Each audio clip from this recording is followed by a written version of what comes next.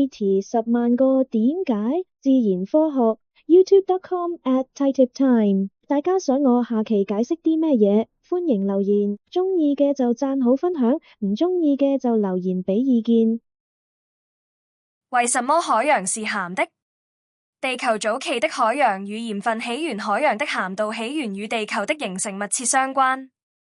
地球誕生於約46億年前，最初是一個熾熱的熔融球體，隨着冷卻，水蒸氣從大氣中凝結成液態水，形成了早期的海洋。這些原始水體是否一開始就含有鹽分仍有爭議，但科學家認為當時的海洋可能比現在淡得多。火山活動在早期地球非常活躍，噴發出的氣體溶解在水中，生成簡單的鹽類化合物。然而，僅靠這些早期條件無法解釋現代海洋的高鹹度。真正讓海洋變鹹的是後續數十億年水文循環和地質作用的累積效應。水文循環與河流的貢獻，海洋鹹度的主要來源是陸地上的水文循環。當雨水落在地面時，它帶有微弱的酸性，會與岩石和土壤發生化學風化反應，溶解出礦物質。這些溶解的礦物質隨着河流流入海洋。全球河流每年向海洋輸送約40億噸的礦物質，這種長期累積使得海洋的鹽分逐漸增加。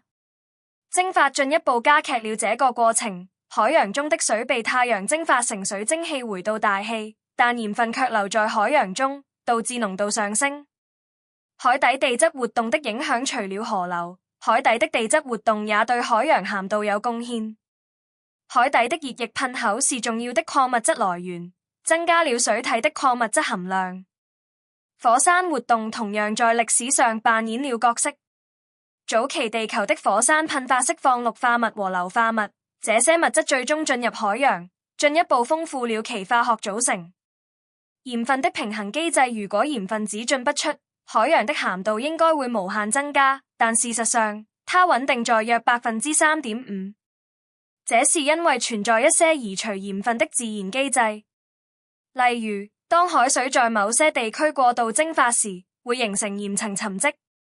此外，生物活動也起到作用，貝類和珊瑚利用海水中的鈣和碳酸根形成殼體。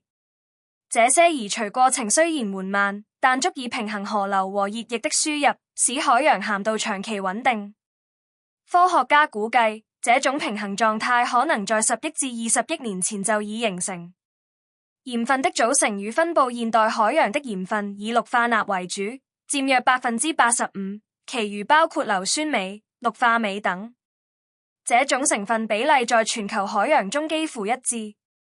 然而，鹹度的空間分布有所差異，熱帶地區因蒸發強烈，鹹度較高；而在河流入海口或極地冰川融化處，鹹度則較低。時間尺度的作用，海洋鹹度的形成是一個極其漫長的過程。從地球早期到現在，河流和地質活動持續運作，累積了數千億噸的鹽分。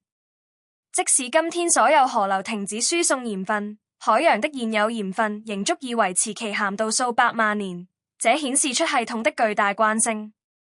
結論：海洋之所以是鹹的，是因為數十億年來，河流從陸地帶來礦物質，蒸發濃縮了這些鹽分，而海底熱液和火山活動也提供了額外來源。雖然有沉積和生物作用移除部分鹽分，但整體上輸入與輸出的平衡讓海洋保持了3.5%的鹹度。這是大自然在漫長時間尺度下運作的結果。